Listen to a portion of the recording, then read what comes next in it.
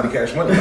Oh, she was? Yes. Sierra signed to The Rock. She was, and then after the Rock thing, I think she originally was. Listen, I'm trying to figure out how you go from being signed to The Rock to sucking dick on Love and Hip Hop. That's just crazy to me. Not on Love and Hip Hop. Might as well be.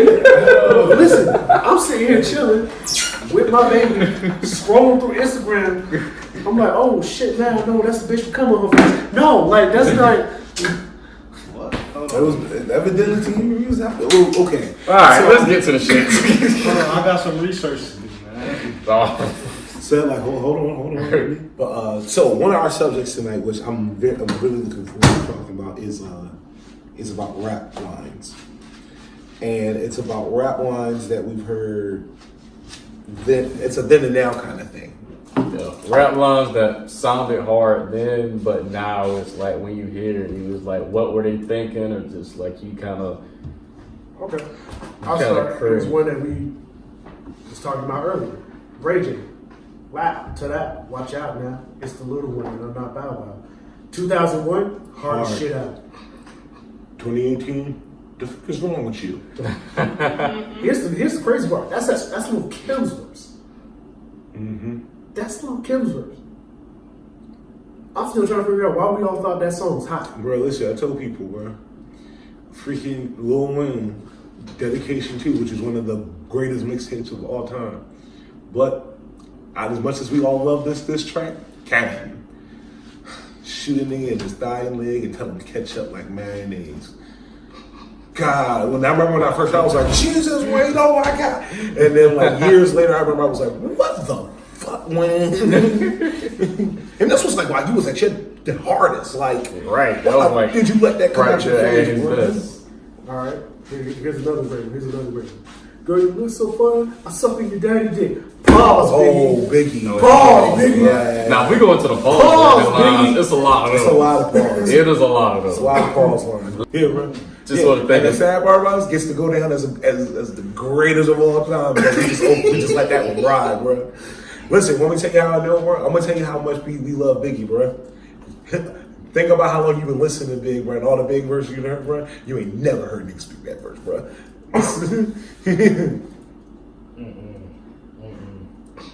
Niggas can't say that today.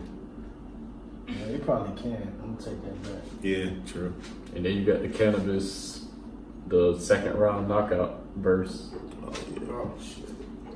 Okay, bro, I'm gonna say something, bro, that about that battle that people always be like, no, man, Cannabis. I was like, listen, bro, nigga LL won. He clearly won. And I'm gonna tell you why he clearly won. If you not cool in rap, it's hard for you to win a battle. Whoever's not cool is going to lose, bro. Unless the less cool person just comes so fierce and so over the top that it's like, God, like Pusha T did. The only way to beat, I told people, bro, the only way to beat Drake is to somehow proverbially smack the shit out of him. Publicly in front of everybody and be like, all right, go ahead and do whatever you want. Or get him out of character. Because low key, bro, I watched that barbershop joint. Right? Then I watched the Joe. That shit was cringe, bro. Then I watched the Joe Buttons joint, and I was kind of mad at Braun. I ain't gonna hold you. I was kind of mad at Braun because it was his show, but Braun played this one. And I was like, Braun, it's like, Braun, no. Would y'all consider him a hip hop historian? Bro, LeBron James? What the fuck is a hip hop historian, bro? Honestly, we're hip hop historians. I think we're hip hop nerds. I don't think we're hip hop historians. We are. We're hip hop. Think about it, bro. We collect, archive, re-listen, revisit, rediscuss, and re-examine. Now, here's the thing, bro. Just like any historian, bro, you might focus on a particular time in history. Yeah. But we are.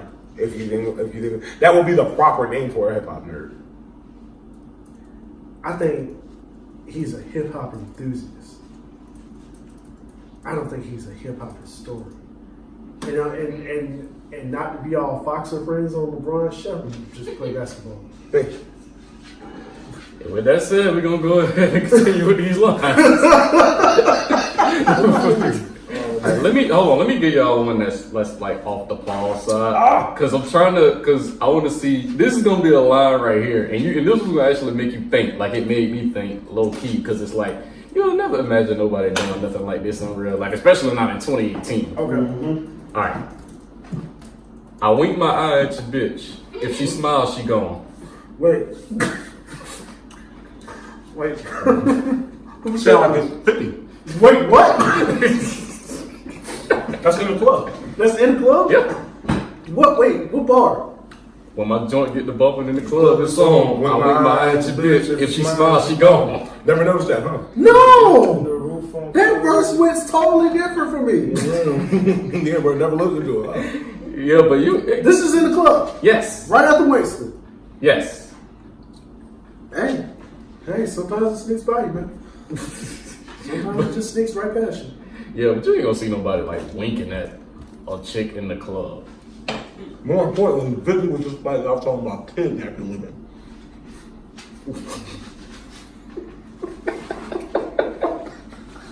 And at the time, 50 was so fucking gangster, he probably would have did this shit.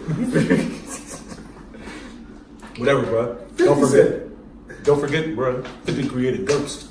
That's all like some Canaan shit right there. Listen, bro, Little I'm key. still out on this whole 50 bought 200 front row tickets. Oh yeah, he bought about 200 seats. Just so they can be empty. Wait, what? Yeah, he bought 200 tickets to a Ja Rule concert just so they could be empty. He was like at $15 a pop, I can't lose, bro.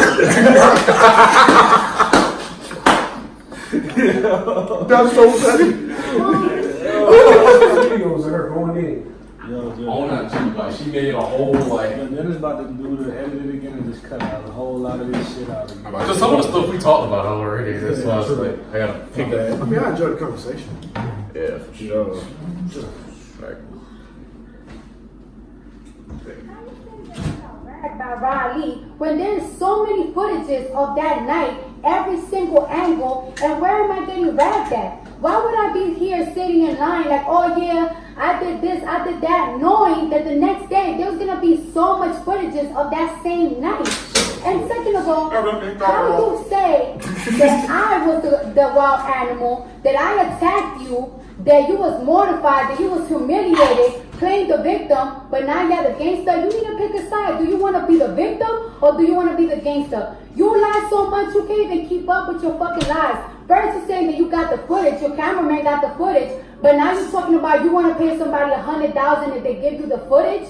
Yo, make sense when you're talking. I thought you was the victim. I know what this footage of. You standing on the wall talking about, I'm standing right here. Miss Chung Lee, the Street Fighter. I want to bring that motorsport shit up again. I'm glad you brought it up because I've been dying to talk about it for a fucking hot minute. First of all, you changed your verse 2 or 3 times, and the day before we were supposed to do the motorsport video, you turned in your last verse of it. And I was not feeling of you talking about, oh, if Cardi the QB, I'm Nick Lombardi, following it over, bitch, you my son, go sit on the party, bitch, you not my coach, because you never helped me to get in this fucking career, and I'm nothing like you, so I'm definitely not your fucking son. I'm a real ass person. You out of here. And I called you that night. Oh, and I got the receipts, baby. Alright, there's my phone. I'm going to my camera that I went all the way up. October 22nd. This was your number. I called you twice and you didn't answer. No, show you. It's from the beginning. And I told my label I'm not doing the video if she don't change. You had a problem that I went on the radio and I said that you changed your verse, which you did, which I'm not lying. Sis, you had a whole 6 months to call my phone and talk about it like a grown-ass woman, or you could have hit up Quavo so we could link up like the first time that we linked up and talk about shit in LA. But no, you waited a whole 6 months when you dropped the single to talk about it. How convenient is that? Wow, how convenient is fucking that? Talk about how I was on the Creepy Kush remix and I was trying to stop your back. Sis, what are you talking about? First of all, I didn't even know Bad Bunny back then. That's one. And second of all, for months, I was promoting a Spanish record with Ozuna that everybody knew that I was promoting. So what are you talking about? You're the one that be hopping on remixes. So why would I want to hop on a song that was already out in the Latin community for like 3, 4, 5 months? What are you talking about? But let's talk facts now, okay? Now let's talk about how you barked at your managers because you and G-Eazy got the same management, and you barked at them because they gave me the No Limit record, which they presented to you first, and you didn't like the record. You didn't believe in the record. Nobody actually believed in the record. Me and G-Eazy, every single time that it climbed up the charts, we was extremely excited, and you barked at your management because they gave me the record, and that's fucking about suing and shit because you claiming that Riley beat me up. Sis, I don't gotta sue nobody because of a fight. I'm a street bitch. That is called snitching, you know? But since you want to talk about suing, maybe I should sue you for defamation of character, since you want to claim that I'm using something illegal called payola because you don't understand why I am so fucking successful. And my thing is, just like every new artist that had a mega hit like SZA, Ella May, after they get a mega hit, everybody wants to listen to them. So why is it that when people want to listen to me, you cannot believe it, that I gotta be cheating for that? First of all, you was bopping to my shit. Second, my new single came out called Money, right? So my thing is, my single hasn't even impacted radio yet. And yet, it's doing so good on Apple. It's actually #1 on the top charts all. Alright. Now, She killed that whole. She made nigga look like a damn fool, bro. And it didn't take long either. And the crazy part about it is that's not it. Now, here's my whole thing. Once again, Nikki, you did it a year ago, 2 years ago. You didn't. My question now is, what do you do to get past it? Because maybe it's just me. It's not even about the rap no more. It's business going on. The fact that you got Steve Madden coming out talking about, nah, we definitely did offer that to Cardi first. Tweeting this from your verified account. You are the CEO of a multi-billion-dollar company, and you're tweeting this. Yeah, getting like real business. People talk about they want to be gangsters for real. No, that's gangster for real. It's about business now. Like Drake is saying whatever he wanted about Pusha T's getting at him and dissing him on record. No, you really mad because this nigga cost you a multi-million-dollar deal with Adidas. That's why you're mad. Because that's some gangsta ass shit. And if you think about it, that's kind of why Kanye kind of came around to the stuff, because Drake was going around saying, I don't want nobody wearing Yeezy 350s around me, and basically blowing up Kanye's whole spot. So now you got Cardi responding. The thing about whether you, I keep trying to figure out why does everybody think respect and likability are mutually exclusive. Yeah, they're not. I'm trying to figure this out. So on one hand, you can tell that Cardi still has respect for what Nicki has done as far as being a female rapper has done for the rap game. She just doesn't like her. Which is fine, man. Yeah, Which is fine. You And did that's what the you thing. do, but you were fucking. When we take what I think is so interesting, bro, and this was the thing I kind of feared. It's almost like she's back in her Little Kim beef, but her role is now switched. Oh shit. Lil Kim actually did go after. Yep. It's the same thing. It's the same thing. For the same thing. I don't feel like the homage that you've had or that I feel is due to me, you've paid, and therefore I don't like you. And I can't really do anything about your rise either. Well, let's hope Cardi learns from this. Listen, I mean, It's true, bro. I told you, bro. If you don't, because it's true, bro. If you don't pay it for it, it happens. Say what you want. We all love Kim, but who did Kim put on? Not one female. Now, the difference between Kim is she fucked with her peers. She fucked with Missy. She fucked with Brad. She fucked with Mary. she was like. She fucked with Yoga. So that was never the problem. But think about it. It's no different than what happened with Nicki. Listen, people do. Cardi said it. She was like, bro, you always want somebody to remix. You are, bro. People fuck with you. But it's weird, bro. I noticed when certain kinds of people don't hit you up, and that's what I noticed, bro. Think about it, bro. We all know Nicki Minaj can rap. Nobody's Nobody's now, right? We all know that, bro, right? Yeah. Bro, think about it, bro.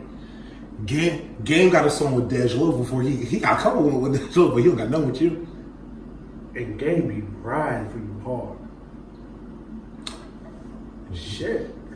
They say what you want, bro. They might have paid compliments, but how many tracks do Kanye really got with Nicki? You ain't never been. In fact, it's the only track you and Jay-Z on at the same time. Damn. Well, I think he got more than one Kanye. Bro, I see your point, though. Bro, think about it, bro. Not one of the TDE niggas. Say what you want, bro. Listen, you did the whole Barbie Dreams thing. You knew not to say nothing about that nigga Kendrick. You knew better, bro. And I tell people, I watch certain things. And don't get me wrong, when people attack, you attack calculated. Okay, so Tyler Perry's been. Yeah, let's go back to Tyler Perry. Tyler Perry's been playing Madea for almost 20 years. Bro. Y'all gotta let that man be a man. No, bro. Listen, I'm gonna tell you what's gonna happen, bro. Tyler Perry has been playing, is killing off Madea just so a year later he can bring her back in Madea Resurrection. Nah. If he about to pull on Michael Myers. Okay, I bet you I bet you in 2 years' time, all of y'all, myself included, will be taking our significant others to go see The Passion of Madea. The Passion of Madea. I can't. Or Madea Reloaded.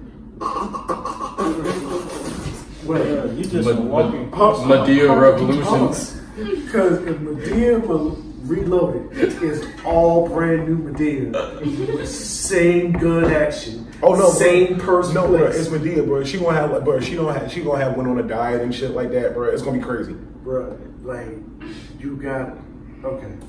You think I'm playing, bro? I'm telling you, bro.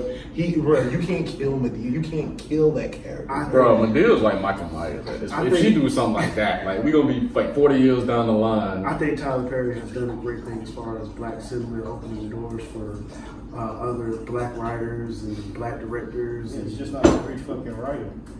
Because he has this weird anger with black women that he won't talk about, but.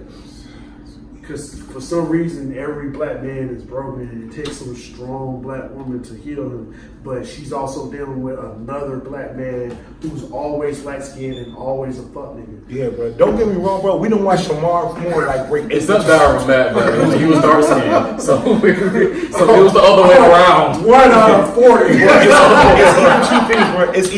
It's either Shamar Moore breaking these hoes' hearts, Shamar Moore saving these bitches, or Shamar Moore is the best friend of the guy that's saving this bitch. That's from the ugly, horrible dude that at the beginning of the movie, when you see him, you go, "Oh my god, I can't wait for it to leave."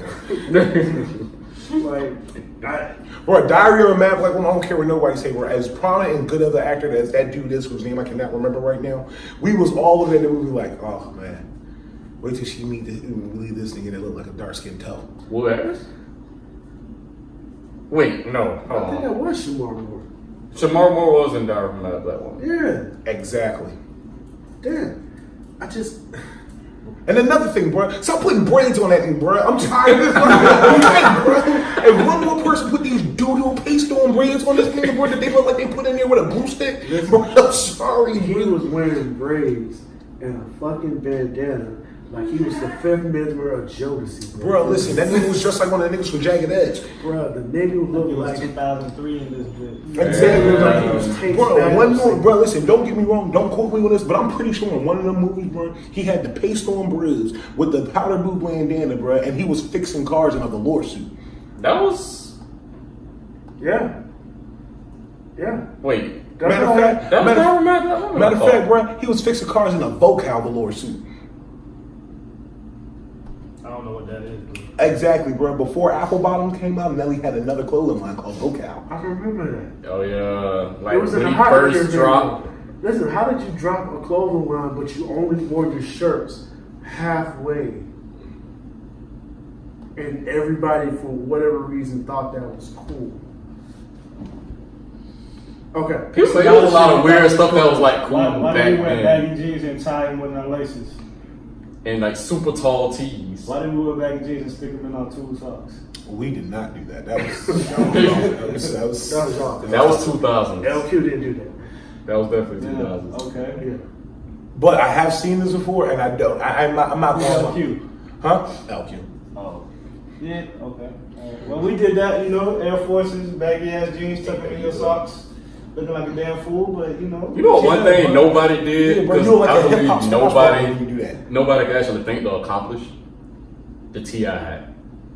The broke off joint. That's because for some odd We reason, couldn't figure out how to shit stay on TV. T.I. has somehow managed to pick a hat that only fits his head That and way. He tips it at a 45-degree angle.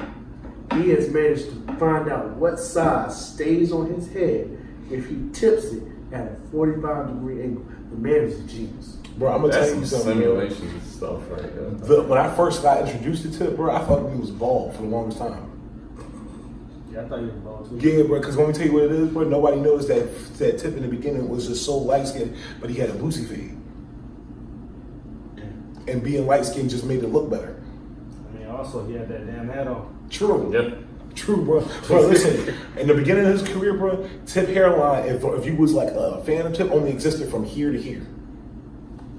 The rest of it was just ball fade. Thank God for Paper Trail when he finally got that fade fixed. Literally every hat and every angle. Is that valid? Nah, Okay. that's some real like anti-gravity stuff. Anyways, all right. Back to the docket. All right, so last thing I'm gonna say about Netflix, and shout out to it being Halloween. Well, it was Halloween like 20 minutes ago. Netflix, I'm gonna need you to watch your fucking tone with that startup shit. What happened? Did any of y'all start up Netflix in the last few days, and then like instead of the dum dum thing, like it hit this loud like Halloween suspense noise at the beginning? Yes, it does. No. Yeah. Yes, bro. No, it happened to us last night, bro. We came home, we came back in here, bro. Turned on Netflix while we was speaking. All of a sudden, that shit like screeched or some shit. And I turned my lights off. I'm in my room. I'm trying to sleep. I'm like, I'm gonna throw some stand-up comedy or something like that. Too, bro? Yes. Hey, listen, I'm going to bed. I turn on the TV. I throw on Netflix and I just push whatever is there, bro. And Yeah, like I know I'm gonna fall asleep. So I'm like stand up, like See, bro, okay, see, y'all get it. like just My girl be able to remind me to put the All sleep that time turn on. on MSNBC. Huh? Really? Nobody does that? I'm gonna tell you why, bro. MSNBC. I do it all the time. The reason why, Either that or the Weather Channel. the reason why I always do Netflix or stand-up comedy is because I like to go to sleep to people making brash observations about the world. or just funny stuff in general. Like I could easily go to sleep watching like Family Martin. Guy, American Dad, Futurama. Yeah, Adult Swim in general. Okay. I cannot go to sleep to anime. No, I can't. I be too I'm not engaged. gonna lie, cause I go like this and damn that's Yeah, eventually you're gonna hear something so hard it's gonna wake you up. Bro, you like, oh, he just fucked so and so up. So and so cunt is dead as fuck right now, bro. So like Ronnie Kitchen is on Netflix. I'm like, all right, I gotta go to sleep. And then you hear the sword. My phone starts, what's going on? Speaking of animators, has anybody seen season 2 of Castlevania? No, not yet. No, is that good? I like. The first one I liked. Yeah. Right. I'm trying to watch those Godzilla movies right now. Oh, Godzilla's just dope. That's if you know like the canon and understand that it's about the monster and not the people. Not the people. The interview I watched the Hondo Field House. I just started. That shit is disturbing. I watched the first episode. Like, Listen, I'm trying to get past that. I'm like, yo, my kids cannot watch I that. was about to say what the fuck was that? yeah, bro. Like, Oh yeah, bro. That shit freaked me out. it's more psychological. Yeah. From what I've watched so far. What did we recently watched some? I'm watching American Horror Story right now because I had never watched it before, and I tell people all the time I don't often give acting credits out, but the cast of that show, especially the older blonde-haired woman who tends to play the Kathy characters. Bates? Kathy Bates? No, not Kathy Bates. The one that in the first season she's the next door neighbor with the kind of special needs doing. In the second season she's the head nun at the asylum. In the third season she's the supreme for the witches, and then the Four Seasons, she's the French lady for the circus. Yeah. She's an incredible actress. She's an incredible actress, and that series also reminds me that I'm gonna be honest with you, bro. Our African American national treasures are officially Will Smith and Angela Bassett, bro. Because those are the two black people, bro, that age has absolutely no power over. Time has no power over. Bro, listen. Angela Bassett went from playing on American Horror Story to now she playing like an active duty like cop and shit. Like on 911, bro, and she just still look incredible. And low key, bro, I also think secretly she this lady I work with named Israel, and y'all don't understand that, but I do. I think somehow her and Angela Bassett is like the same. Like you just gotta see Israel and then like see something Angela Bassett do and be like, listen, bro. I saw Will Smith's Red Table Talk. I want to watch it. I haven't seen it yet. And listen, bro. If you watch that shit, you gonna call your girl and be like, hey, bro, you fucking up. You gonna call her and say, Like, you gonna come in and hey, bro, you fucking up.